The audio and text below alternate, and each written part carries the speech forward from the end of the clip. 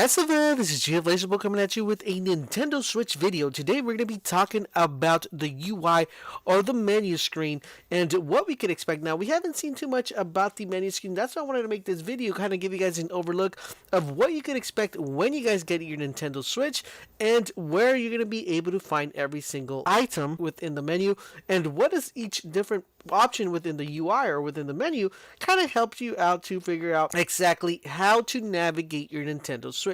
So let's go ahead and jump on into this walkthrough. So let's start off with the beginning portion of the menu, which is the top left hand side where we have the little Mario icon. This little Mario icon is going to be your avatar. If you're familiar with a PlayStation 4 or a Xbox One, you will know that this gives you the ability to have an avatar.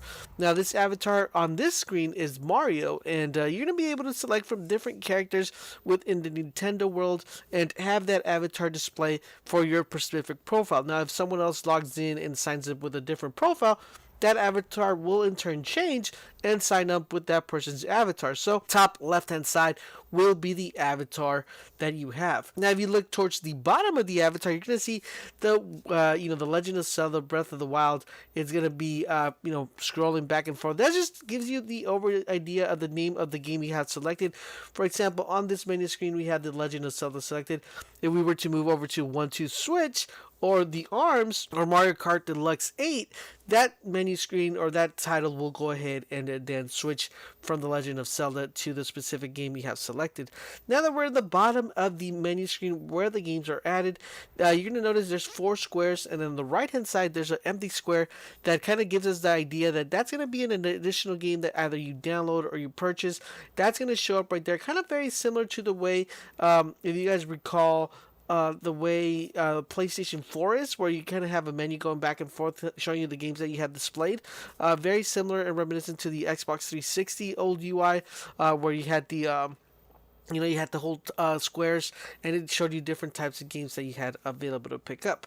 Let's go up to the top right hand side. We have actually 3 different sets of icons. We have the first, the time, whatever time zone you are in.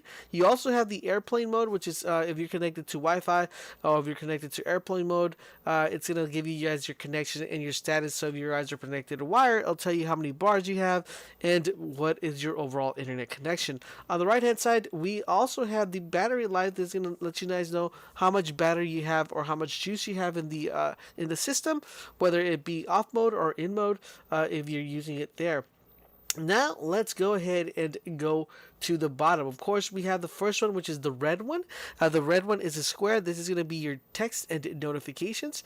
We're going to have a store, and we have picture, we have a controller, we have a option setting, and we have a power button. Let's go ahead and first off with the first one, which is the red one. This is kind of very similar to the Xbox One and PlayStation 4. This is where you're going to be able to receive notifications. You're going to be able to receive hardware updates. You're going to be able to see what your downloads are downloading. You're going to be able to, if someone sends you a message, one of your friends sends you a message on the Nintendo Switch, you'll be able to pull it up from this menu and give you everything that you have to do within a text and notification field. On the next to that, we have the course. Everybody knows and familiar with the little handbag. Of course, this is going to be your store, or if you want to go ahead and purchase any game from the Nintendo store or anything that you want to go ahead and purchase, you will definitely click on this icon. The next one that follows is the square, which is a picture. As you guys know, you are able to take screenshots within the Nintendo Switch. So this is where your Nintendo Switch pictures will be stored. Now remember, this is all going to be dependent on how big and how large your hard drive is to actually fit all these pictures. So it's something to keep in note. If you're snapping pictures left and right, just keep in note that it's going to take a little bit of your hard drive space. Next up, we have the controller. Now this is going to be able to monitor your controllers and let you guys know, which controllers you have activated. As you remember, you're able to bring different controllers from different systems within the Nintendo Switch. So just keep that in mind. This is going to be your way to actually monitor and control which controller you guys have available.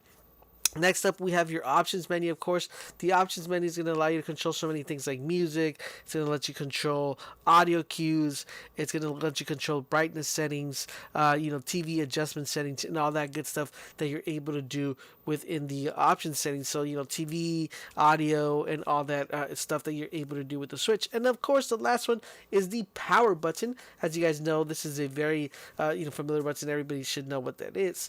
Next up, if we go to the bottom right hand side, we have the A to start. This is going to go ahead and have you start the game.